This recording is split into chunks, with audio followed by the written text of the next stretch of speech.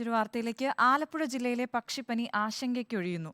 10 ദിവസത്തിനിടെ ജില്ലയിൽ ഒരിടത്തും രോഗബാധ സ്ഥിരീകരിച്ചിട്ടില്ല. ഇതോടെ വളർത്തുപക്ഷികളുടെ മുട്ടയുടെയും മാംസത്തിന്റെയും വിൽപ്പന നിരോധനത്തിൽ ഇളവ് അനുവദിച്ചിട്ടുണ്ട്. ഏപ്രിൽ പകുതിയോടെയാണ് ആലപ്പുഴയിൽ പക്ഷിപ്പനി സ്ഥിരീകരിക്കുന്നത്. എടത്വ, ചെറുതന പഞ്ചായത്തുകളിലാണ് ആദ്യം രോഗബാധയുണ്ടായത്. പിന്നീട് പലയിടങ്ങളിലേക്കും വ്യാപിച്ച പക്ഷിപ്പനി ഇതുവരെ രോഗം റിപ്പോർട്ട് ചെയ്തിട്ടില്ലാത്ത മാവേലിക്കര, തടക്കര പഞ്ചായത്ത് വരെ പടർന്നു. മൊത്തം 9 ഇടങ്ങളിലാണ് ജില്ലയിൽ പക്ഷിപ്പനി സ്ഥിരീകരിച്ചത്. ചമ്പക്കുളത്തും തടക്കരയിലുമായിരുന്നു അവസാനം രോഗബാധയുണ്ടായത്. രോഗം റിപ്പോർട്ട് ചെയ്ത പ്രദേശത്തിന്റെ 10 കിലോമീറ്റർ ചുറ്റളവിലെ വളർത്തുപക്ഷികളെല്ലാം കൊന്നൊടുക്കി. മുട്ടയും മാംസവും കാഷ്ടവും വിൽക്കുന്നതിന് നിരോധനവും ഏർപ്പെടുത്തി. പ്രതിരോധ നടപടികൾ ഫലം ചെയ്തുവെന്നാണ് വ്യക്തമാകുന്നത്. ഈ മാസം 14 ശേഷം ഇതുവരെ പക്ഷിപ്പനി റിപ്പോർട്ട് ചെയ്തിട്ടില്ല.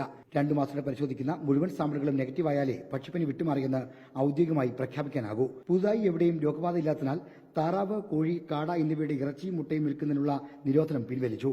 ആലപ്പുഴ ജില്ലയിൽ രോഗവ്യാപനം നിലച്ചെങ്കിലും സമീപ ജില്ലകളായ പത്തനംതിട്ട, കോട്ടയം ജില്ലകളിൽ നിന്ന് രോഗം റിപ്പോർട്ട് ചെയ്യുന്നുണ്ട്. റിപ്പോർട്ടർ, ആലപ്പുഴ.